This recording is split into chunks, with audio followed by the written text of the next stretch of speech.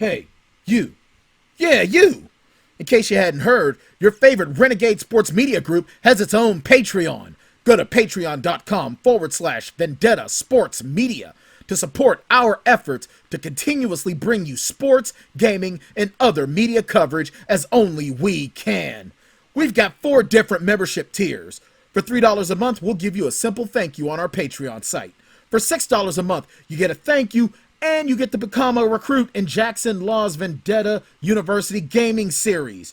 For $10 a month, you get everything from the previous tiers, a special thank you at the end of our videos, free access to our upcoming Discord chat, and a free koozie after 4 months. And then the big dog, $50 a month, gets you everything from the previous tiers, as well as opportunities for Fantasy League invites, stream gaming, possible invites to mock NFL and NBA draft sessions, a once-a-month Google Hangout, and after 4 months, a free t-shirt. Yeah! Go to patreon.com/Vendetta Sports Media and help us to improve our pledge to bring you the best sports, gaming, and other media coverage. Hey, what's going on, all you Tanimals out there? Welcome to another edition of the Tanndemonium Sports Show here on Vendetta Sports Media Network. You can check out all of our content on vendettasportsmedia.com. And with me, as always, is the Al Neary to my Michael Corleone, Jackson Law. J Law, how the hell are you? Doing good, man. Just now realizing that I probably shouldn't have worn this shirt today because the Grizzlies are playing the Heat tonight. Oh, well, no, all you got to say I feel is like that I'm like cheating on my girl. No, just say you're jinxing them. Yeah. You're jinxing them for the Grizzlies. I'll just have a really bad podcast tonight, and maybe it'll rub off, on the Heat. It's ironic. I started getting into NBA 2K21 again, and of course, I'm playing in my career, and my shooting guard is on the Knicks, and I'm playing against the Raptors, and I got mad because I had just finished that game, but I guess I turned it off before saving, so now I have to play it again. That's tough.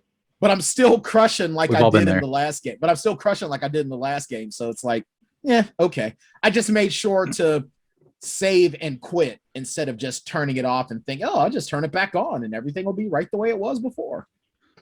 Yeah. Real quickly, also on video games, EA Play, is with Game Pass now. Yes, so I downloaded the latest Madden to give it a go, see how it went. Have rebuilt your Pittsburgh Steelers into a dynasty. Oh, really? Nice. Yes. Nice. Let's see. I got Bush up to superstar dev on the defensive end. He has won 2 Defensive Player of the Year awards back to back, actually, and where I'm at. Drafted a superstar X Factor QB. His name is George Ham. Nice. And believe it or not, he's from the University of Arkansas. Really ironic. A guy named Ham that comes from a school, not just my school, but a school with a pig as their mascot. That is so awesome. And wide receiving core is I've still got Claypool and Juju, but also Devontae Adams. So a superstar X Factor wide receiver too. And guess what? Like TJ Watt is still on the squad too. Nice. So and Mika Fitzpatrick. And I went through the offensive line, and it's like my offensive line is like one of the top 5 offensive lines in the game.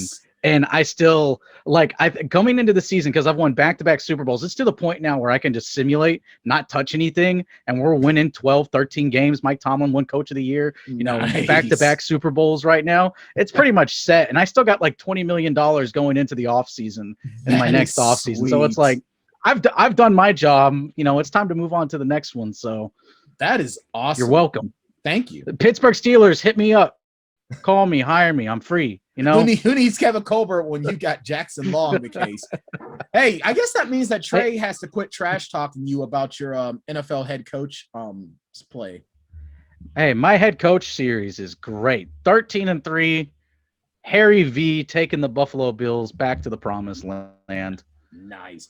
So now, are you head coach and GM, or are you owner and GM? For Madden. Oh, for the Madden one, I'm just the coach. I just took over as Tomlin. Mike Tomlin. Gotcha. Yeah. See, I usually do the owner route, so that way, I'll get the Jacksonville Jaguars and be like, the hell's in Jacksonville besides TGI Fridays? And then I might think about like moving someplace else. But then again, I hate the options that you have for expansion. They're terrible. So terrible. They I'm just not need even to going to bother. They need to do, and we'll talk about it a bit later. But like MLB the Show, where it's like they're introducing customization to like creating your own ballparks.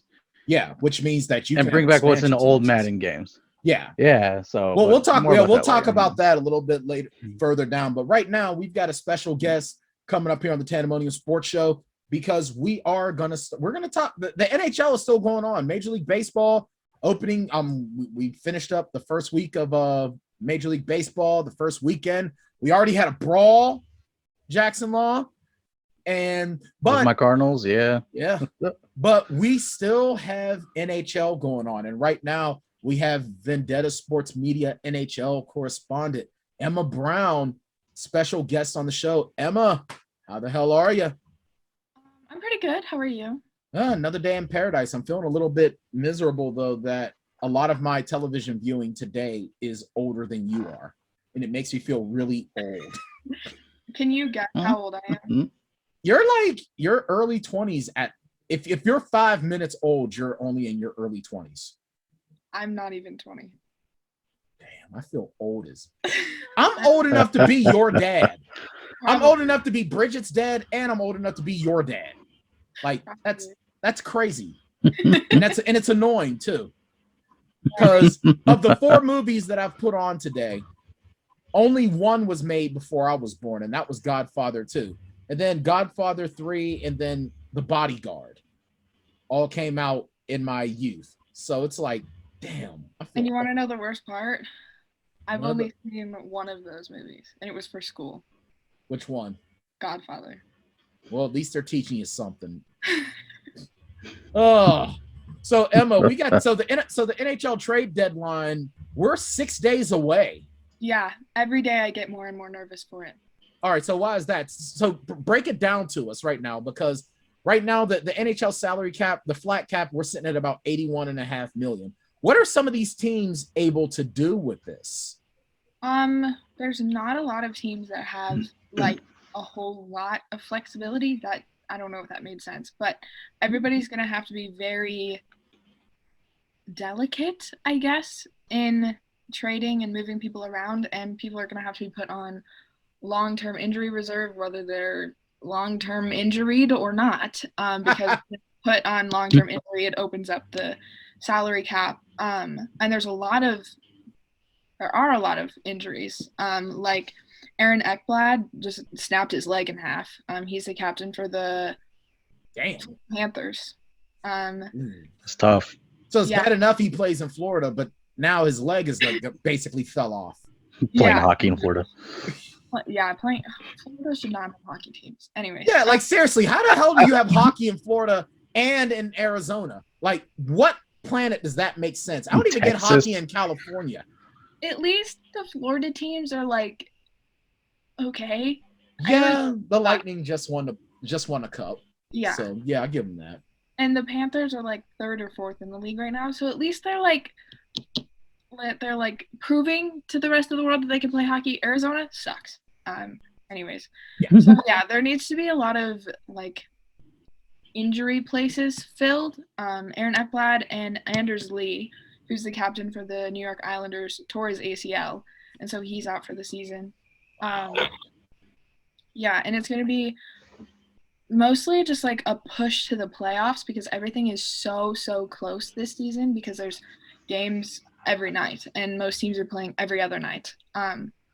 So yeah. So now, one of the things that I have right here in front of me is that any players from American franchises that get traded to a Canadian team are subject to the 7-day quarantine that Canada has in there. Are there any American players that you think might be on their way up north, or is it still just too close to call because of the situation in the league right now? I think it's a little bit too close. Like, I think this trade deadline could either be a total snooze fest or it could be huge earth-shattering trades. I think there's a lot of talk of Aaron Taylor Hall, who plays for Buffalo. There's a lot of talk of him getting traded to literally anywhere else because Buffalo, like you think Arizona's bad, Buffalo should just take the rest of the season off and try again next year. Wow. So I've heard a lot of talk about Taylor Hall going to Toronto, to the Maple Leafs. But I think that's like the only one that you can really. Now, here's what I don't get though. If he goes from Buffalo to Toronto, that's like literally crossing the street. So I don't get why he wouldn't have to sell his house or find a new apartment or anything. No, he wouldn't. But I don't get why he has to do the 7-day quarantine. Now, I don't get why he has to do the 7-day quarantine, but have you heard anything about NHL players potentially getting the vaccines? I got an extension. I got an extension of that question real quick. So the Canadian teams were allowed to continue to play in Canada. Are they traveling across the border and American based teams crossing back and forth across the border, or is it just Canadian teams are playing Canadian teams and US based teams are playing US based teams right now? So they completely screwed up all of the divisions this year so that the Canadian teams wouldn't have to cross that border because the Canadian government is like really strict about no one crossing the border. So the Canadian teams are only playing other Canadian teams. And then Americans are only playing the teams in their division. So like the LA and California teams aren't playing anyone, like they're not playing Chicago, they're not playing Detroit, they're not playing Nashville. They're playing the Avs and they're playing the other California teams. They're playing Arizona and St. Louis. Every team plays every other team in their division like 8 times this season, and it's getting ridiculous. Yeah. Well, I just asked that, and I figure it makes more sense in hockey to keep the Canadian teams there. But like with something with the NBA where there's just one Canadian team, they pack their bags and they are playing out of Tampa right now, which a lot of people are thinking because it's kind of a similar thing where how a lot of expansion teams like OKC, before they got an expansion team, they hosted the Hornets. Well, they're the Pelicans now, but the New Orleans Hornets, back when they were Chris Paul's New Orleans Hornets, back when Hurricane Katrina hit, they played a full season in OKC, and like 4 or 5 years later, Seattle ended up moving there. So a lot of people are seeing this as like testing the waters as Tampa being a potential landing spot for an NBA expansion team. But yeah, I was definitely curious about that. And I guess what is it too early to tell right now about what the playoff structure is going to be for, because like I'm very curious to see how that works, because like if they keep it this way, then I feel like even though there's a good number of Canadian teams, you're still not really going to have like, what is it, just the Canadian, whoever's like the Canadian champion moves across to the United States border and has like a week quarantine. Yeah, like literally, like that's what champion. They like. What are they going to do? Wrestling? So like seriously, what are they going to do? What are they going to do when the playoffs roll around? Hey, listen, I'm the champion. I can do whatever I want, So for each division, I'm looking at the standings. There's 8 teams in every division, and the top 4 are the ones that make the playoffs. And the first round will be the first team playing the 4th team, and the second team playing the 3rd team. And NHL playoffs are structured exactly like NBA playoffs, so it's a series of 7 games, like 7 games tops. And then as far as I know, I haven't really like paid attention to how the playoffs are going to work.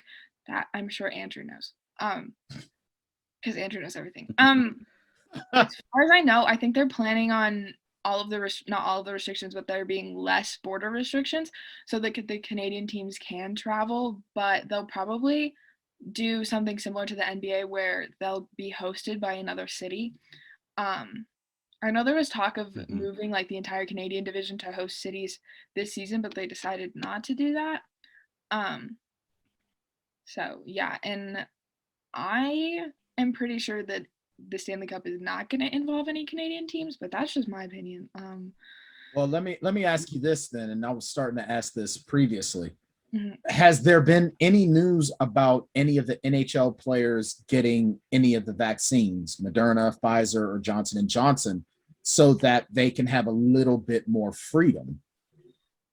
The league isn't putting on any like restrictions to where they can't get vaccinated. Like if they're eligible, they can go ahead and do it, but the league is not making them get vaccinated. So if they don't want to, they don't have to, which you can develop your own opinions on that. There was rumors that Gary Bettman, who's the commissioner of the league, was going to buy like a bunch of vaccines and get the whole league and all of the team staff and stuff vaccinated. I don't think that ever happened, but yeah, so there's not any restrictions to where they can't, but they're also not being forced to. So yeah. And what do you hear about the new expansion team, the Seattle Kraken? What are you hearing about them? I heard that the Buffalo newspaper ranked them higher in their power rankings than Buffalo. Yeah. Damn. How do you lose? How are you lower than a team that don't even have a team yet? Yeah, it's pretty bad. That is horrible. You know your team is horrid when your own hometown paper is like, yo, man, these guys don't even have a player yet, and they're better than you. Wow, I heard the Mighty Ducks Game Changers squad, the do nothings. I heard that they are ranked higher than the Buffalo Sabres. Is that what you're hearing? It wouldn't shock me. I mean, I don't know if you guys have like watched a Buffalo game or seen any clips of it. It's bad. Like, yeah, actually I have. When the Pens were playing them, I think they played them, and then like a day later they played them again, and the Pens like beat them like by a combined like 9 goals. Yeah, it's and bad. Even the goalie had a goal. Really? Oh my gosh, I didn't That's hear what that. I heard. I might be missing. I know that somebody scored on an empty netter from the Penguins' own end. I know that. It's not uncommon for goalies to have assists on goals, and I love it. But there'll be an expansion draft in the fall, so there'll be the entry draft where they pull all the kids from like college and juniors and stuff, and then there's an expansion draft. And each already existing team can protect 7 forwards, 3 defensemen, and 1 goalie, or 9 skaters total and 1 goalie. And then Seattle, excluding those protected players, can take whoever they want from whatever team. Yeah, because they're the only expansion team, right? They're the only one. It happened. There was an expansion draft 4 or 5 years ago when Vegas. Yeah, and I remember they took Marc-Andre Fleury. I'm still upset about that. Yeah, I don't understand why they didn't protect him. Because they had Matt Murray, and they figured Matt Murray was going to be the face of the franchise. Meanwhile, now it's Tristan Jarry. And Tristan Jarry even still is not as good as Marc-Andre Fleury. So, yeah, the Avs are playing Vegas next week, and I know he's like on the opposing team, but I think watching Marc-Andre Fleury is so much fun. Like he just flings his body in front of the puck, and it's really fun to watch. Oh man, the Flower is amazing. The Flower is outstanding. I miss him here in Pittsburgh. I'll tell you the truth. When we got Marc-Andre Fleury, when we got the rights to him for the first overall pick, I was pumped. And then 2 years later, we got Sidney Crosby. And I'm like, this just gets better than better. It is so great to be a Penguin fan. And now he's gone. And it's really rare for goalies to go in the first round at all, let alone the number 1 pick. So the fact that they gave him up is really disappointing, but yeah, well, that's GM Rutherford, and that's why he's gone, I guess. Yeah. All right. Well, we're up against it. Bridget's yelling at me in the chat box here. All right. Is there anything else, Emma, that you need to throw? Anything else? Any other NHL news that we're missing, or that you have in mind for us? Because you always give us some informative stuff. What else do you have for us? Washington plays dirty. That's all I got.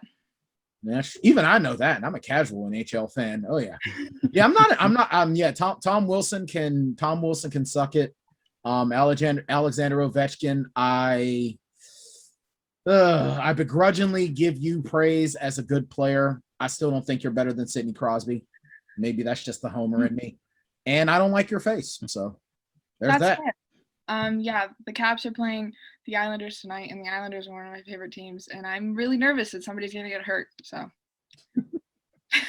Emma sounds like the girlfriend of one of the players. Oh, I love you to death. I just don't want you to get hurt.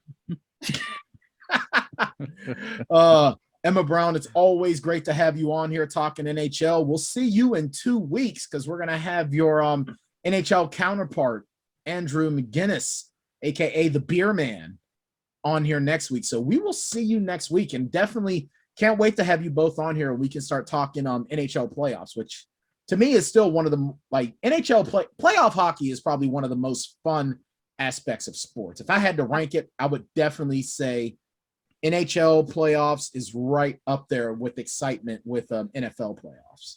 Yeah, NHL playoffs are really fun. Absolutely. Emma, it's always great having you on. Thanks so much for coming. We're going to be right back. We're going to be talking some NFL news. Sam Darnold is on the move, and he's not going where I was hoping he was going to go. And make sure you stay tuned because we're going to also be talking some Major League Baseball, some gaming, and Kevin Durant, KD, is in a little bit of trouble running his mouth on social media. We'll be back here on the Tanndemonium Sports Show here on Vendetta Sports Media Networks. Make sure you go to Patreon. We have a Patreon now. Go to patreon.com/Vendetta Sports Media. Help us out. Go to those tiers, and you will get some awesome incentives to help us continue to bring you the best that we can bring.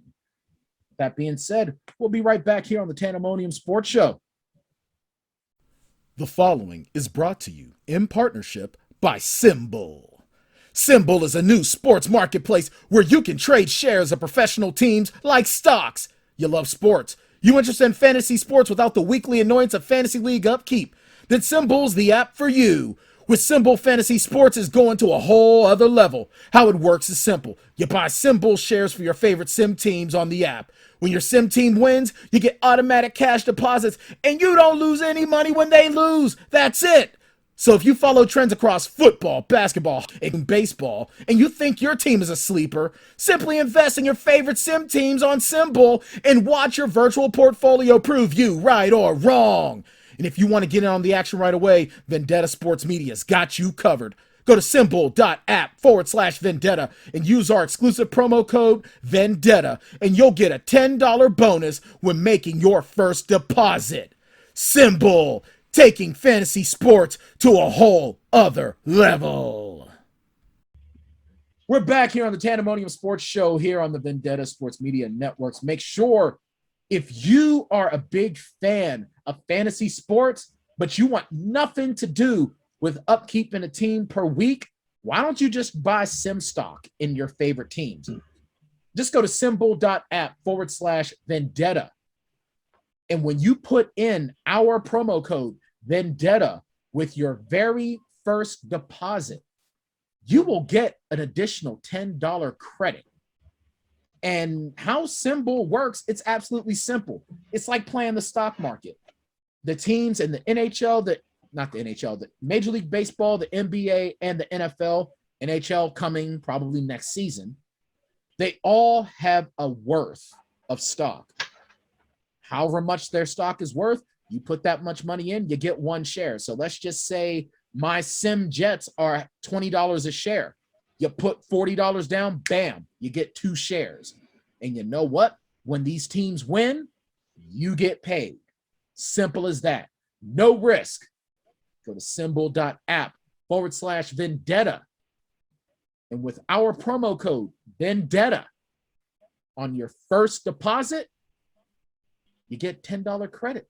Have you bought any more shares in Symbol there, Jackson Law? I have. Let me actually just go to my portfolio real quick, and why don't you pull that up? Matter of fact, I'll tell you what I got. I'll tell you what I got. Let me see if I can. You know what? Why don't you share your screen? Go ahead and share your screen. I think you're allowed. Can you share your screen? Can I share mine? You should be able to share your screen share. Host disabled attendee screen sharing. Oh, I did? Well, that sucks. Let me see if I can fix that for you. Advanced sharing options. All right, there you go. Try it now. Let's see what your portfolio. Let's try it. Share screen. Look at that. I love having the second screen. Can you see it? I can see it. Yes. All right. This is what I got. A couple. You got a couple going on here. You got a nice portfolio there. Yeah. I'm glad to see. I'm glad to see those. The Vendetta Sports Media checks are finally flowing like wine for you. Yeah. Let's see. So you got the Sim Cardinals, the Sim. I got 2 shares of the Sim Cardinals, 1 of the Colts. I got 1 for my Dolphins, of course. 2 of my Grizzlies, and I bought 2 of the Panthers after what I'm sure we'll be talking about next. If not, then I'll just go ahead and segue us into it. Is a segue? A segue.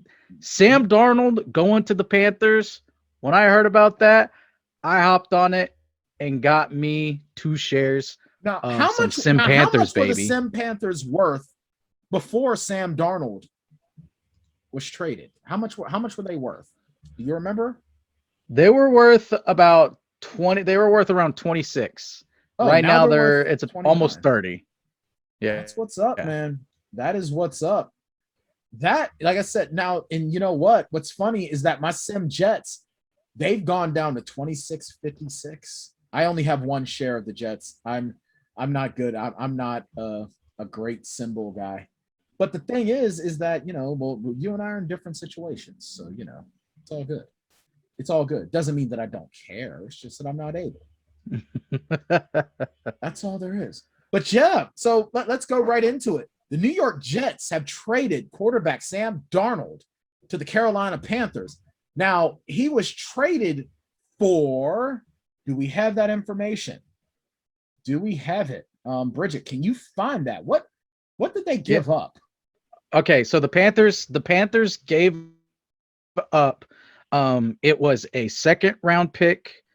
This year's I'm second rounder, right? Yeah, this year's 2nd round pick, a future 4th round pick, and there's one more. I'm forgetting what the other one was. There was a 3rd pick involved. I want to say maybe a 5th rounder or a 3rd rounder. Nothing too crazy. So, in your opinion, Jackson Law, was this like did the Jets? All right, so Carolina traded a 2026 round pick, a 2022 2nd round pick, and a 2022 4th round pick. So 3 picks. Yeah. Now, is this good or crappy? Like, if you're Sam Darnold, how do you feel that this is what you were traded for? I'm just happy to be out of New York, man. I don't care what the price was to get me out. I know Sam is happy because I saw a Twitter video or a video on Twitter today where he was with some boys and he was super happy and he throws on a Carolina Panthers cap and he's like, let's do this thing. And then, of course, Carolina seems pretty happy with it too. And I think it's good for the Panthers. I think it's a good pickup. I still, like most of everybody here at Vendetta, is still on the train of the Sam Darnold train, because we've seen him perform well and he's got the tools and he's got the capabilities to be a good quarterback in the league. It's just that he was drafted by the Jets and he was given no support. He didn't have head coach and Adam Gase, which, I mean, sorry excuse for a head coach anyway. GM had no idea what he was doing. They were whiffing on draft picks. They weren't signing anybody. Anybody that they did have, they would leave and then they would start playing well. Then they'd start blowing up, i.e. Oh crap, I'm forgetting his name now, but anyway, it doesn't matter. Avery Williamson. It's a better situation. He's walking in, he's going from nothing to a situation where he's got a head coach and an offensive coordinator that knows what they're doing. He's got a team around him. They spent a lot of time and effort last season building on that defense, and this season it's going to be the offense. They could go offensive line. They could go with a wideout at the 8th pick. If somehow Kyle Pitts was to somehow fall to 8, which I don't think he does. I think that's about the lowest he goes, because if Kyle Pitts is at 8, there's no way that you're turning away Kyle Pitts. Probably arguably the second best player in the draft. You have to take him. You have to take him. I honestly, if he's available at 6 for Miami, I want Miami to take him. I want Miami to take Kyle Pitts, because that's a guy you can run. You can line him up on the line, or you could play him outside. So let me ask you this then: what does this do to Teddy Bridgewater? Because Teddy Bridgewater did a pretty decent job with the with the Panthers last year? Yes or no? I thought he did. I thought that he could have been comeback player of the year because he came back from a horrible injury. Yeah, and it was tough because they were missing Christian McCaffrey last year, and the team was better than what their record said they were. They lost quite a few close games last season, so they were better than what their record showed. But Teddy was always going to be, and probably even in their eyes, he was going to be a transition quarterback, and that's not a bad thing. You can still find a lot of work in the NFL. Just ask Fitzpatrick. You can be in the NFL for a long time and have some great moments being a transition quarterback. There's nothing wrong with that, because you know what that means? There's 32 teams in the league. There's always going to be somebody that needs a transition quarterback. There's always going to be someone that's going into a down year and a rebuild, and you're going to be the perfect fit. He's going to have work. He's never going to have trouble finding work. And I did see today where Carolina opened it up to where they were going to allow him to seek a trade if he wanted to find a trade, if he and his agent find a decent spot that he wants to go to, or if he wants to stay and maybe even compete for the spot. Is totally up to him. They've kind of put Bridgewater's fate in the hands of Teddy Bridgewater and his camp. Obviously, of course, the Panthers have the final say on everything that happens, but they're more than willing to do whatever to make Bridgewater happy, even if it means he stays in Carolina as a backup, and maybe Sam Darnold. Maybe we're wrong about Sam Darnold, and he absolutely implodes, and he sucks, and they just cannot roll him out there. So it's like, well, we got Teddy Bridgewater back here, so we might as well use him. I agree, and I think that's very, very classy of the Carolina Panthers as an organization, because that just goes to show that they're a player focused team. They're not just, well, we need to do what's best for us. You know, I mean, this is something that's good for Bridgewater. Obviously, they have a lot of faith in Sam Darnold right now, and I mean, the guy was the number 3 overall pick 3 years ago. And so why wouldn't you have a lot of faith in this guy? I think that every team wants to have that reclamation project. Every team is looking for that guy. And shout out to Cam Moose over here with Vendetta Sports Media, writing this awesome article about the Jets making this trade. But you look at, the one thing, if you're the Carolina Panthers, Jackson Law, do you worry about the fact that Sam Darnold had the lowest passer rating in 2020? 72.7. I don't think you do. I don't think Carolina does, because they wouldn't have made this trade if they were worried, or if there was a lot of doubt in their mind. There was actually a lot of reports coming out that the front office for the Jets were kind of split down the middle, almost 50-50, about whether or not they wanted to keep Sam Darnold and trade the number 2 pick for a pick haul and build around him. They've already got like 21 picks over the next 2 or 3 drafts. It's an insane amount of picks that they have. Now, will they hit on them? Yet to see. They got a new regime in, so they're still probably, 3-4 years or so away from us being able to tell. They're going to take a young quarterback. More than likely, it's going to be Zach Wilson. Why? Who else are you taking right there? All signs are pointing to Zach Wilson, the kid out of BYU. But I don't think the Panthers are worried, because again, you have to look at what he was working with, and in the eyes of Carolina's front office, they think that, listen, this guy's got all the intangibles. He's got all the tools to be a great quarterback. He just didn't have a great situation. The scenario that he had, it was literally impossible to win. You could throw in Patrick Mahomes and Aaron Rodgers in there, and they may win 6 games with that roster, but that's it. That's the ceiling of this team. That's how terrible the team was. I read a statistic today where if you took player by player and group them together, like if you look at offensive linemen individually and then as a whole, they're the bottom 2 or 3 at each position when you look at player ratings. And that was the entire roster outside of Sam Darnold. Wow. It's crazy. He's literally playing with guys that are probably worse than practice squad players for New England down the road from him in a division rival. Those are the players that were getting shelled out big bucks and that we're using high picks on. So obviously they're having to be rolled out so that way the front office can justify them having a job still and try to save their jobs. But I love the move by Carolina. I know there was a tweet by Symbol where it talked about how after the Sam Darnold trade, the Symbol, the Sim Panthers, their value went down, which was a reason why I was excited to buy in.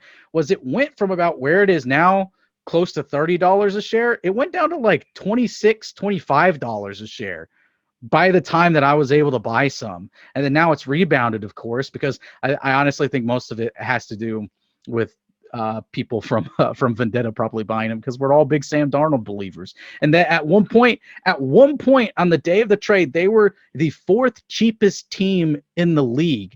Yet they are a team, when you look at the outlook of that division, could be a winnable division by Sam Darnold's second year in this offense. The Panthers picked up Sam Darnold's fifth-year option, meaning that they're going to try him out for 2 years. Like, we believe in you enough that we're giving you 2 years as a tryout. We'll give you the first year to learn the offense and see how things go, and then we're going to go next year too. And next year is where they're going to hit the nail on the head, because Bruce Arians may retire soon. We don't know how long he's going to go. Don't know how much more in the tank Tom Brady has, although never going to count him out until he's out. And then Peyton and the Saints, they're going down into a rebuild. And who else is in that? Who else is in the division? The Falcons. Yeah, the Falcons. And the Falcons are the Falcons. Who knows what they're going to do? The Falcons are the Falcons. Okay, so you literally have just the Tampa Bay Buccaneers to go up against, and in 2 years you could win this division and find yourself in the playoffs. True. So shifting back to the Jets, do you think they're gonna take Zach Wilson? I think it's almost guaranteed now they take Zach Wilson, because it was the only question that was coming out wasn't, who do we, if we get rid of Sam Darnold, who do we take? Are we going to roll with Sam Darnold, or are we going to, gamble with Zach Wilson? And the whole point of going with Zach Wilson is you get a cheap quarterback for 4, maybe 5 years, 4 years guaranteed, 5 years if you pick up the 5th-year contract, if he's still kind of on the fence about signing an extension. But yeah, I mean, it's so tough. It's a terrible job. The Jets' job is a terrible job. Why don't you go for Justin Fields? If you're the Jets, why don't you draft the Justin Fields? Because he's obviously... I don't want the Jets to draft Justin Fields. I like Justin Fields too much. Fair enough. All right, because here's the thing. If I'm the GM of the Jets, and if Brian Tann is the GM of the Jets, and Brian Tann has total control, this is why I draft Justin Fields. Power 5, power conference. So he's used to playing in the bright lights. He's used to the spectacle. He's used to all that. And what did a lot of people say when young guys go into New York? They have to be able to handle the glitz, the big market, and all of that. Playing at Ohio State, he's had to deal with that his entire collegiate career. BYU is still a relatively small school. I mean, and talented guys have come out of there, sure. But when you think about power teams, I'm pretty sure BYU is not up there with Ohio State.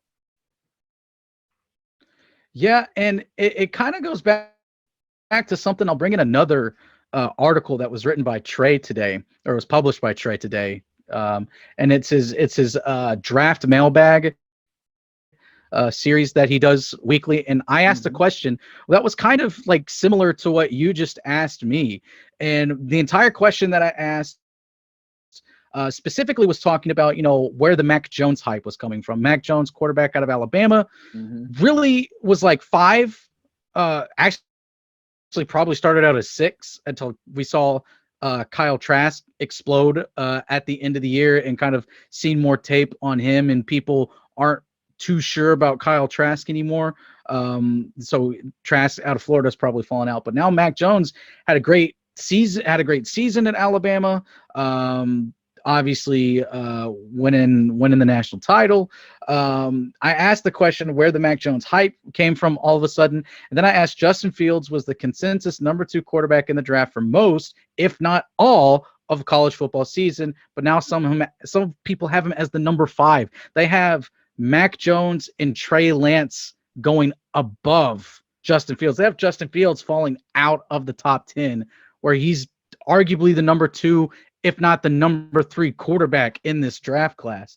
And I kind of have to agree with Trey with the answer that he gave, is that it's narratives, and Justin Fields, he's had eyes on him for so long that since he's not Trevor Lawrence, he's not a prospect like Trevor Lawrence, that people just got kind of bored with him.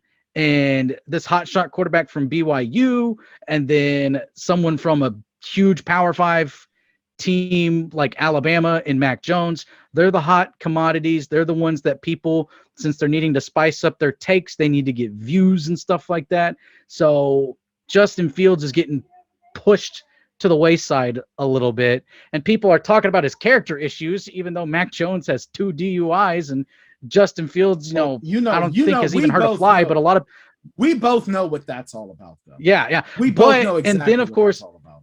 and then it doesn't help when you have sources from within Ohio State that are saying that Justin Fields is a last in, first out kind of guy. Sources. That's what they were describing. So that may, yes, sources. So again, and like all of that is speculative. When the only person that can really even bring that up is Dan Orlovsky, who sucked.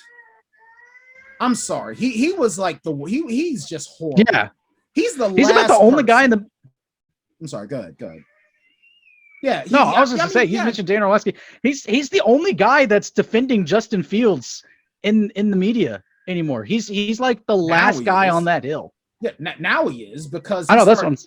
Yeah, because he started coming out with all that crap, and now he's defended him. You know what? I really hope that I hope that Justin Fields, I hope he falls a little bit lower. Maybe goes to Atlanta and just and takes the job from Matty Ice. Yeah. And just turns the Falcons into a powerhouse. That's honestly, I would that would be great. I know, and this would be stupid if San Francisco was to do this. If they were to draft Mac Jones instead, which that's what a lot of people are thinking, I think San Francisco should go after Justin Fields. Imagine Justin Fields in a Kyle Shanahan offense with a team that's 2-3 years removed from winning a Super Bowl and sitting like half a year under Jimmy Garoppolo. Let him, groom him like what Andy Reid did with Patrick Mahomes. Because that's the thing. Shanahan, like Reid, is patient when he knows he's got his guy. They at least got really, really close. They got very close. Yeah. And I think that San Francisco team is one piece away from being. Yeah. They were just really injured last season. That's the reason why they fell. They were just really hurt. And of course, Jimmy G was hurt. So yeah. And you don't give up that many picks and trade up to the number 3 spot if you're not taking a quarterback. If it's a 4 quarterback draft and you trade into the top 4, you're not passing on a quarterback. You're not trading up. You're not giving up all those assets and taking a skill position player or an offensive lineman. You are taking a quarterback. And Absolutely. Again, that's the dream scenario. That's where I want Justin Fields to land. It's that or Atlanta. Those are the 2 options for him. Absolutely. Georgia kid, would love to see him back in Atlanta, take the job, and then they build around him for the future. But I think for him to have the most success, and finally get Julio Jones some hardware that he deserves. Poor guy. Yeah, but San Francisco is the spot. San Francisco is idiotic if they take Mac Jones over Justin Fields. I will be livid on draft day if they take Mac Jones over Justin Fields. All right. Well, with that being said, that's going to be the end of our NFL talk. We're already a little bit over. Make sure you check out XP Coffee Company. We're going to have a link at the bottom. No matter whether you're watching the video, listening to the audio, if you're watching this on the site, the link's going to be at the bottom. It's the caffeinated, whether it's hot chocolate or coffee, made for gamers by gamers. Check it out. We'll be back. The final topic. We're going to switch to the Diamond Jackson Law. The MLB has taken a serious social justice stance. And I can't wait. I wish we had Trey on to talk to Trey about this, to see how he feels about Rob Manfred now. But you're going to hear our take on this of MLB moving the All-Star game out of Atlanta. We'll be back. The final segment of the Tanndemonium Sports Show here on Vendetta Sports Media. We'll be back. The following broadcast is brought to you in association by XP Coffee Company. XP Coffee Company is the fresh brewed coffee made for gamers by gamers. Get amazing flavors like Choco Loco in 8, 12, or 16 ounce bags, or level up and get Illusion, Isolation, Nightmare, or the Majestic Throne blends in light, medium, or dark roast in whole bean, coarse French press, drip, or fine espresso in 12 ounce, 16 ounce, or 2-pound bags. Wow! Shipping worldwide. If you're in the US, go to usa.xpcoffee.co. If you're in Europe or in the UK, go to www.xpcoffee.co. XP Coffee Company, for gamers, by gamers. All right, we're back there, Tanimals, for the final segment of the Tanndemonium Sports Show here on Vendetta Sports Media. If you want to get in on all the stuff that we have going on, all of our content, make sure you go to vendettasportsmedia.com and search Vendetta Sports Media on all of your social media platforms, Twitter, Facebook, Instagram, TikTok. We're there. We're all there. If you want to see videos of the boss man himself, Trey Daubert, doing his little dance class, booty shimmy shimmy, you got to check out our social media pages because it's a freaking hoot and a half. Trey trying to shake his booty, trying to shake his groove thing like it's going to make him some money. Trey ain't got no booty for a moneymaker. I'm sorry, Trey. You're a cool dude and all, but I don't think your milkshake's bringing anybody to the yard, pal. So yeah, check us out on vendettasportsmedia.com. Make sure you check us out on all of our social media platforms. Like, share, and subscribe our stuff. Help get us out there. And hey, if you start leaving comments on this show specifically, we'll give you a shout out. And if you're a douche, well, we'll make fun of you. It is what it is. So for this final segment, Jackson Law. Now, have you been following SB 202 in Georgia? I've tried to keep up with it as best as I can, but yeah, essentially now Governor Brian Kemp is trying to say that this is a way to ensure that elections are democratic and free of voter fraud. What he's missing purposefully, he's being purposefully obtuse, is that they had 3 different recounts down there in Georgia, and they all came back the same. And it has even been said, and folks have gone on record to say that this was the safest election that we have had in recent memory. However, the big lie is still being touted to this day. Joe Biden has been in office now. It'll be 3 months in 2 weeks. And the big lie that the election was stolen is still being regurgitated. So now SB 202 is targeting voters of color, Black voters specifically. Why? Because Donald Trump was voted out. Senators Raphael Warnock and John Ossoff took seats from Perdue and Kelly Loeffler. That's what SB 202 is. Don't believe the hype. Don't sit there, Brian Kemp came out and said, anything like this, and they're going to call you Jim Crow in a suit. Because that's what you are, Brian Kemp. You are Jim Crow in a suit. You are Jim Crow 2.0. Mm-hmm. That is what you're trying to push. You already stole the governor election from Stacey Abrams. Stacey Abrams should be the governor of Georgia, and she's not because Brian Kemp stole that election. And now what this SB 202 does is that it makes it, number one, they cut down on early voting.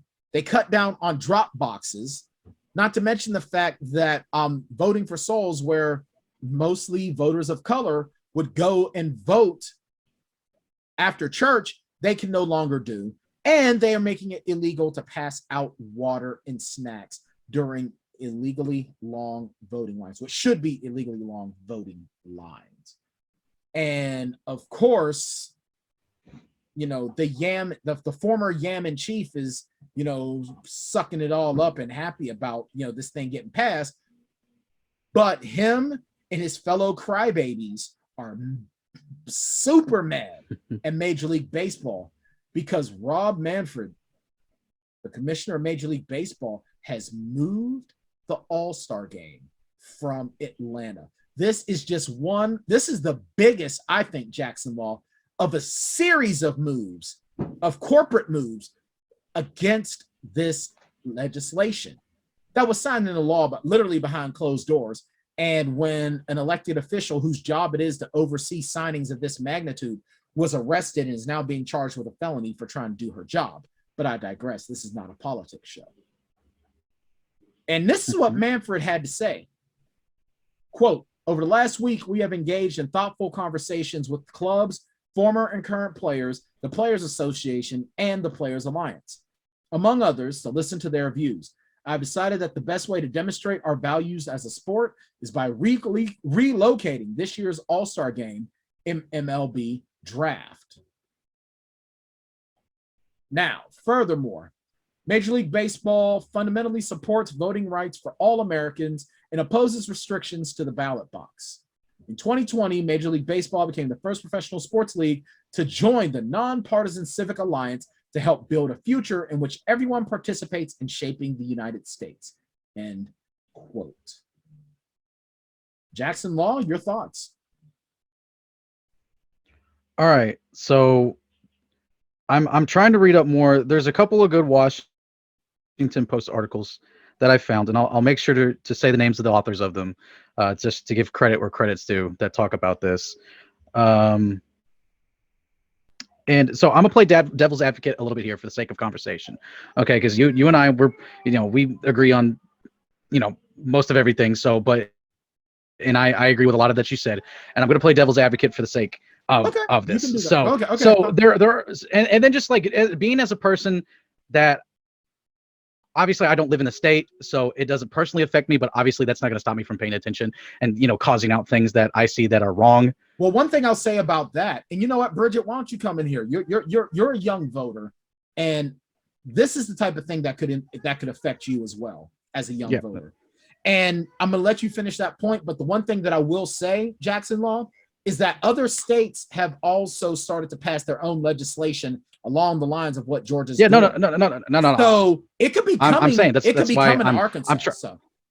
Yeah, I know it 100% could one of these days. And then I'm not saying I'm not paying attention to it because it doesn't affect me. Right. I'm just saying for anybody, for anyone that's out there listening that goes, yeah, this is going to affect me. Why do I care what Georgia does? Because it can actually affect your state too, because other states are doing the same thing. Georgia is the one that we're keeping our eyes on, because if Georgia is able to do this, it's going to set a precedent. It's going to trickle effect. There's going to be a trickle effect. Yep. So some of the things that I've seen, like in some of these Washington Post articles, is that some of these provisions there are some versions of it that can be found in other states too. Some of them blue states. For instance, like I saw where New York also has a law about handing out food and water from a certain distance, and it's approximately the same distance away from what Georgia's law does. That's and then to again, and I agree. It's a stupid thing. It's a stupid thing for any state to do. It's stupid. I'm not. If I was going in the 2020 election and I was a Trump voter and someone handed me water and was wearing a Joe Biden cap, I'm not going to be like, you know what? I'm a vote for Uncle Joe, or vice versa. I'm not going to be given a hot dog from a dude in a MAGA hat and be like, Trump guy, not so bad. Thanks for the hot dog, Trump. I'm gonna vote for Trump now. No one's going to do that. Okay. 90% of people, by the time they make it to the polls, have made up their mind who they're voting for on something like the presidential election. Okay. So I think getting a bag of chips stupid, and a cookie ain't going to change my mind. I know, right. These are people that are performing their civic and patriotic duty of casting their vote on who they want to lead them for the next 4 years. They can get a bag of chips and a water, for goodness sake. Okay. And then specifically going to talk about pulling the All-Star game. Now, you also have, there's been a lot of calls for the Masters to pull out of Georgia because the Masters is coming up soon. And they voiced an opinion similar to, and you brought her up, Stacey Abrams. She did not agree with MLB's decision from removing the All-Star game. And this is something, again, for conversation's sake, to bring this up, is who is hurt more by the All-Star game being moved out of Atlanta, Georgia? Is it Georgians as a whole, or is it the people and businesses of Atlanta? Because if this is something where, and I don't have like a political map in front of me, but I'm going to guess that the vast majority of Atlanta voted blue, and They did. I don't know what percentages are of white to black to other minority groups that are in the Atlanta area. I don't know. I don't have all of that in front of me. I believe the demographics are Atlanta is 30 to 35% black, 10 to 15% Latino and Asian. Okay. And so that means so what Abrams, what the point that she was bringing up is that this move isn't necessarily going to hurt Georgia as a whole. It's going to hurt the people of Atlanta, which is vast majority African American. It's African American businesses that are losing millions of dollars in revenue from All-Star Weekend. And it, like, for instance, if I'm a rural Georgian, I honestly don't care if Atlanta has the All-Star game or not. That doesn't affect them in the slightest. That doesn't affect someone that's like down it don't on affect nobody the line with Georgia or on Mississippi. Yeah, no, it doesn't affect anybody. It affects the people in Atlanta. You're punishing the people of Atlanta for something that the state as a whole, that their representatives, that other parts of the state voted in, and the state as a whole voted in a governor that is pushing this into law. Well, technically, the state didn't vote for him. He stole the election. But you know what I mean? I mean, right. Representatives from different parts of the state came together, and this is a bill that is passed from the process. This is an empowered minority that's forcing this through. I mean, even the Braves. Now, this is what the Braves said. And Bridget, I want your opinion on this. Okay. The Braves have said they're quote, deeply disappointed by the outcome. This was neither our decision nor our recommendation. We are saddened that fans will not be able to see this event in our city. The Braves organization will continue to stress the importance of equal voting opportunities, and we had hoped our city could use this event as a platform to enhance the discussion. Bridget, what do you think about that? Do you think that Major League Baseball made a hasty decision? And do you think that the Braves would have been able to do more to speak against SB 202 by hosting the All-Star game? I think that the way that I see it is that MLB is like, the organization is using it as a way to show like, we're not okay with this. We're not okay with SB 202. And with the moving of the All-Star game, I think it makes a stand. I think it shows that the organization is not okay with what they're doing with like the SB 202. So I think it just shows that I don't know if that makes sense, but I think it's just showing that they take a stand and they're not okay with what's going on. And I think that is a bigger deal than having it still be hosted in Atlanta and having Atlanta kind of take it over and be like, oh, we're not okay with it, but we're still going to host it. You know what I mean? Yeah. I don't know if that makes any sense. And you can, and the MLB can kind of, there's actually, believe it or not, there's actually kind of like a precedent path set forward by the NBA a couple years ago when they removed the All-Star game out of Charlotte. And the same arguments that I gave you, that what Stacey Abrams said, there was a lot of Democratic leaders in Charlotte that were saying the same thing. It's like, listen, we support this bill. We're against this bill. You know, we don't support it whatsoever. And it's like, but at the same time, you're punishing the people that basically think along the vast majority of people in the city think along the same lines. Charlotte is, again, don't have the demographics, don't have the voting, division in front of me, but I'm going to assume, because this is just kind of the trend how things go, large epicenters of people tend to vote blue more than red.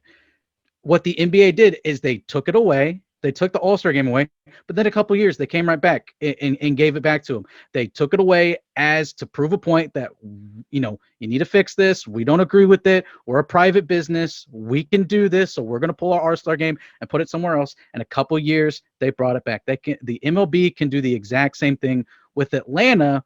That way you don't necessarily in the long term punish the people of Atlanta.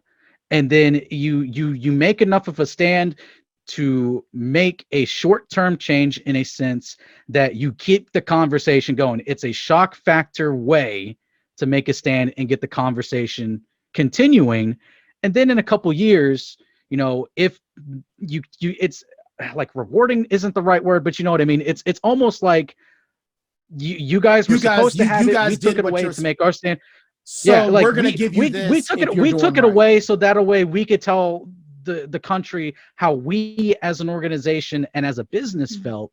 But that's unfair to you as individual people that are business owners that could really use that money.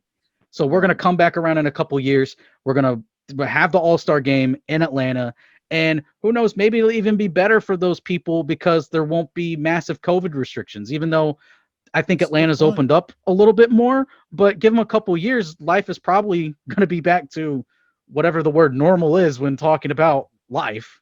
Yeah. I'll actually have my second shot by this time next week, next Wednesday. Yeah, end of the month for me. Yeah, I mean, honestly, and here's my view on this, and I'm not going to take too much time on it because I want to get to our last two stories because we're already up against it.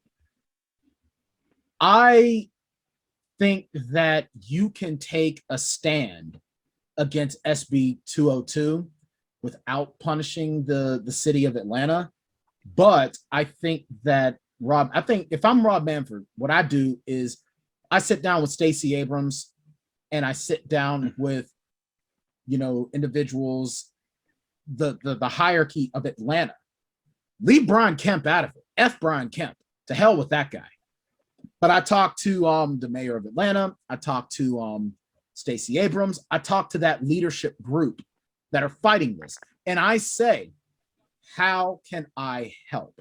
Matter of fact, and then I even bring in the Atlanta Braves as an organization. I bring in the team president. I bring in the owner. I bring in the GM.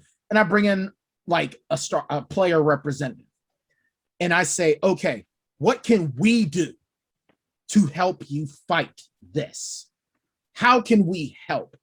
Is it enough for us to denounce this? Do we need to make a joint present? What do we do? Do we just do something as petty as say they're not allowed to buy tickets? The people, the lawmakers that are pushing this through, they're not allowed in the games. They are not allowed to come to the game to watch it. And whichever, shall we say, cable subscription service, do we black out that game for that service because that service donated money to their campaign? What can we do to make them feel the most heat and suffer the most, but not take it out on Atlanta as a whole? That's what I do. Now, Rob Manfred, I think that his heart was in the right place, but to me, this is a knee-jerk reaction that hurts the fans of Atlanta, hurts the city of Atlanta. And most of the individuals in Atlanta aren't on board with SB 202 because this hurts them. That's my point. All right, sticking to baseball, and we only have 2 minutes. Jackson Law broke this in the Slack, and I got so excited, I peed my pants. MLB The Show, MLB The Show 21, that is coming to Xbox for the first time ever, is going to be Game Pass Day 1, which means I don't have to buy it. I've already got Game Pass Ultimate. So I can save my money for Mass Effect Trilogy, which it might be Game Pass. If that's the case, then I really ain't got to spend no money.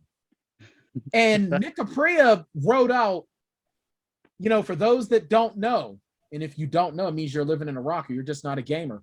Road to the Show is the most popular game mode in the show series. That's when you create your own player and play through their journey to the big leagues. That's essentially my career if you're a 2K gamer, or Face of the Franchise if you do Madden.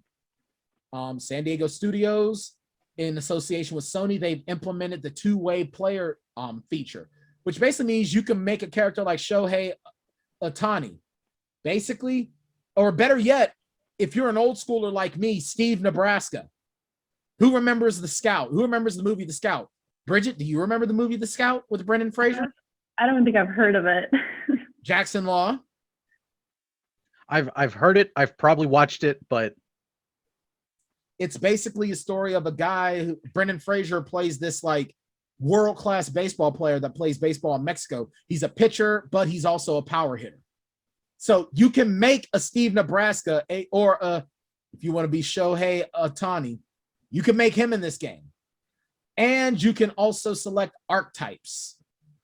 They've set up bat flips, stadium creator, like Jackson was alluding to. Jackson, is Xbox winning the console wars? Dude. Because I remember hearing PlayStation gamers say, Xbox doesn't have any games. Sony PlayStation is way better than Xbox. Xbox goes, oh, we don't have games? we now own Bethesda, dude.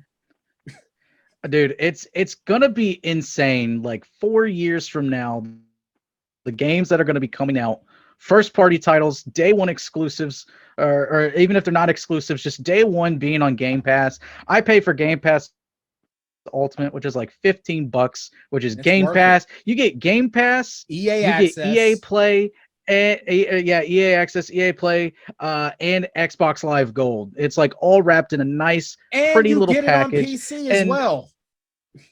Yeah, it's so great, dude. Bridget, how do you feel? And the fact, Bridget's and I've always praised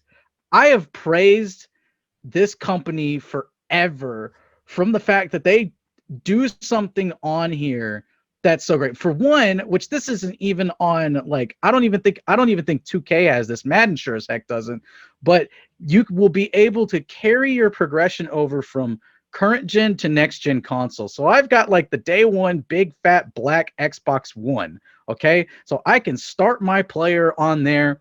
And if I am blessed enough to sometime in this year get an Xbox Series X or an S, then I just re-download the game and all my files are saved to it. And not only that, but something that I have been begging companies like 2K to do forever is, from one iteration of the game to the next, you can load your previously saved player and pick right up where you left off. If I'm in my third season and I got a game against the Rockies coming up and I put the game down for a couple months, new game comes out, I'm like, I like the new features that they added. This is cool, updated graphics. And I cop that version of the game. Guess what? I can download my save file and go play that game against the Rockies. Bridget, are you excited? Well, the way that you guys are hyping it up, I feel like I'm going to check it out after. Oh, Bridget has an Xbox. I didn't know Bridget had an Xbox. That's awesome. Yeah. Nice. My dad plays a lot of Xbox, but I try and play a little bit. Nice. Do you have the Ultimate Pass? Do you have that? Do you have that feature? I don't have the Ultimate Pass. Oh, you're gonna have to get it. It's only $15 a month. Come on now. Oh, that's not bad. Yeah. Okay. You got a backflip on that. You got to not just jump on it. You got a backflip on it. It blows my freaking mind, because every game that Xbox releases that is a Microsoft game, it goes there automatically. It's there. And I have not had to buy I've not had to buy a Gears of War game in a couple of years now. No, and it's like next gen games are going to be $70, $15 a month, $70. That's a couple months right there. Yeah, a couple months and some change. You can, Bridget, you can download the game and give it a try.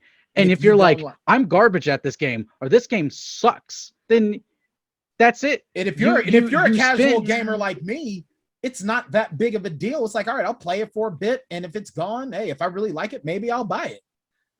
That's awesome. Exactly. Yeah, but matter of fact, I think Bridget's gonna start playing it and get good at it, and she's gonna be crushing everybody. She's gonna be hitting the sticks day one. Yeah. Seriously. All right, so we're so over, but real quick, the NBA has fined Kevin Durant $50,000 for trash talking, aka offensive and derogatory language on social media. Oh man, so do you think that? Now, apparently, Durant used homophobic and misogynistic language to refer to Michael Rapaport, who was critical of Kevin Durant back in December. Hey, man, I seriously think, hey, Kevin Durant, tell me if you guys agree with this. Kevin Durant knows better. He knows what you can and can't say. And these words, you can't be calling people crap like that. You can't be using homophobic and misogynistic language towards people anymore. Those days are over. Yeah. I mean, he shouldn't have used the language that he used. But also Rapaport, that's kind of like a douchey thing to do when you're publishing DMs on Twitter, even if it's a private exchange, even when someone is acting like that towards you. But also then again, I don't care much. I don't care much for Michael Rapaport. So well, see, I think he's not a great analyst. Which is, I really don't even know him as an actor or a comedian. I just know him as the analyst. See, I wasn't even aware that Michael Rapaport was doing that. He was a commentator now. Because the thing is, Michael Rapaport to me has always been the Jewish guy who talks like he's black, but he was the white supremacist in Higher Learning that killed Tyra Banks. All right, yeah. And I mean, now, this is the same Michael Rapaport, right? We're thinking about the same guy, right? Yeah.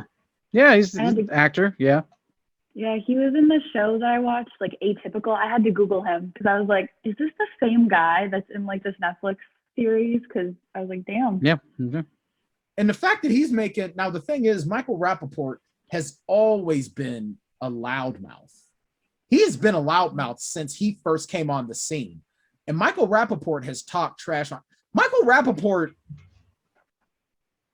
He talks like he has the never-ending invite to the cookout. He's always been like that, though. So I don't know why people are shocked that he's doing this. Like Michael Rapaport thinks that Michael Rapaport has always been this way. This has always been Michael Rapaport. So I don't know why Kevin Durant is shocked. Like, and if you're going to challenge someone to go, why wouldn't you do it like individually? Why would you do it on Twitter? Like Bridget Rounds, yeah. if someone starts getting on your nerves, are you going to have a public beef with them on Twitter, or are you going to go right to their face and have something to say? Probably to their face. I'd be more of like a, what's going on here? Yeah. See, instead of Bridget strikes me as that. Yeah. Type of Well, person. I mean, KD has Charmin ultra soft skin. Like literally, the man takes everything so personally. Yeah, he's one of those guys, and we're going to cut this short, so I'm going to end it at this, and you guys can tell me if you agree or disagree or give your final thoughts on it. Kevin Durant, I'm kind of shocked that he's gotten to the level that he has in the NBA, being as thin-skinned as he is, because it's almost like anytime someone says anything to him that he doesn't like, he's ready. He's just ready to go. He's ready to start a new feud. You don't get that out of LeBron. You don't get that out of Anthony Davis. I don't know. It's get thicker skin, KD, because Michael Rapaport's been doing this a lot longer than you've been alive. Hell, he's been doing this longer than Bridget's been alive. If you guys like what we do, if you're into what we do here at Vendetta, period, go to patreon.com/Vendetta Sports Media. Follow Vendetta all over social media. Just search Vendetta Sports Media. I know on Twitter it's @Media Vendetta, @Media_Vendetta. And you know what? Check us out, the Tanndemonium Sports Show on Twitter, Tanndemonium VSM. We put clips of the show up there. You get my private thoughts, some of the big stuff that's coming out on Vendetta. Hey, we talk about it on there. As a matter of fact, most recently, Jackson Law, and you were into it. I know you were into it too, Bridget. I gave my top 5 baseball films of all time with honorable mention. Anyone remember what I said my top baseball movie was? Anyone remember? No? I can't. I'm looking it up now. Oh man. Go ahead. Go. I'll let you look it up. We're going a little bit over. Major League. Thank you. Is that it? Yeah. That's a great one. Definitely. That's one of my favorites. Sandlot's probably mine, but Major League. Sandlot's in the top 5. Major League's good. I believe my list went. I believe my list was Bridget. You have it up there. I know. I threw Sandlot up there. Yeah, Soul of the. Huh? Go ahead. I was going to say number 1 was Major League. 2 is 42. 3, The League of Their Own. 4, For Love of the Game, and 5, The Sandlot. Yep. And I gave Hardball with Keanu Reeves as an honorable mention because you know what? If you don't cry for G Baby, I don't want to know you. Okay, you have no soul if you don't cry for G Baby. That's all I'm gonna say. I cried just thinking about it when I saw that interaction on Twitter. I know, recently. right? Dude, and Michael B. Jordan is in that film as well. A young Michael B. Jordan is in Hardball. I know. I looked that up and I was like, that's amazing. Yeah. No wonder I like this movie. Yeah. I have a man crush on Michael B. Jordan, so. You know what? I won't lie. Matter of fact, and I'm going to end on this because, I said before I came on that that Sharon and I are watching The Bodyguard. If I were going to do a remake of that and this is who I would say, if I'm going to keep with the aesthetic of the Whitney Houston and Kevin Costner, I would say Channing Tatum as Frank Farmer and Jennifer Hudson as Rachel Marin. At first, I said Beyonce, but Shannon and I agreed that we're not big Beyonce fans. So it would be Jennifer Hudson because Jennifer Hudson also has a way better voice than Beyonce. But if you wanted to swap it out, Michael B. Jordan could play the Frank Farmer role, and then you could get Lady Gaga as Rachel. Because I appreciate Lady Gaga. I think I like Lady Gaga because she's weird, because she's an oddball. Or we could get Bridget to play Rachel. Rachel coming as a bodyguard. Rachel. That's right. Rachel. I'm already calling you. Bridget confronts people face to face. So yeah, she'd be the bodyguard. She's gonna throw a knife at somebody, let them know she means business. Anyway, that's it for the Tanndemonium Sports Show. Make sure you check us out. The new episodes drop every Wednesday. You can either listen to them on Spotify or wherever the hell Spotify puts stuff out, or go to vendettasportsmedia.com and find us there. Thank you so much for listening. We'll be back next week. We're going to have Andrew McGinnis on to talk some NHL. We're going to have a special guest coming on for the second segment next week as well. We're going to have Trey Dobbert back on here in 2 weeks to talk Major League Baseball, and we're going to get his opinion on what's going on with Major League Baseball as well in the first month. And hopefully we can bring back friend of the show, Sean Gibson, to talk baseball with us as well, especially as we look to see if Rob Manfred is going to do the right thing and rename the MVP award of Major League Baseball to the Josh Gibson Award. Hashtag JG20 MVP, folks. That being said, I'm Brian Tann. He's Jackson Law. She's Bridget Rounds. It's Tanndemonium Sports Show. We'll see y'all next week.